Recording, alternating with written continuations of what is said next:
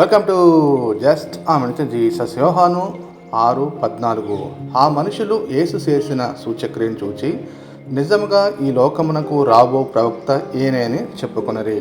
ఈ యొక్క 6:1-14 యేసుక్రీస్తు ప్రభువు వారు తన సువార్త పరిచర్యలో ఒక సూచక్రియ, ఒక అద్భుతం చేయటం జరిగింది. ఏంటంటే 5 రొట్టెలు 2 చిన్న చేపలతో 5,000 మందికి పైగా ఆహారాన్ని ఆయన అద్భుతంగా వారికి ఇవ్వటం జరిగింది. ఈ యొక్క సూచక్రియ ద్వారా యేసుక్రీస్తు ప్రభులు వారు నేనే జీవాహారమని ప్రపంచానికి ఆయన ఎలుగెత్తి చాటి చెప్పడం జరిగింది. భౌతిక సంబంధమైన ఆహారం తినడానికి మరలా ఆకలి అవుతుంది, కానీ ఆత్మ సంబంధమైన ఆహారం తినడానికి ఏమాత్రం కూడా ఆకలి ఉండదు. అందుకే నీతి కొరకు ఆకలి దప్పులు గలవారు ధన్యులంటూ దేవుని యొక్క వాక్యం కొండ మీద ప్రసంగం కూడా యేసుక్రీస్తు ప్రభువు చేయడం జరిగింది. కాబట్టి ఈ లోక సంబంధమైనటువంటి ఆహారం కంటే ఆత్మ సంబంధమైన అక్షయ ఆహారాన్ని నిత్యము ఆశ్రయించుదుము గాక. ఆమేన్.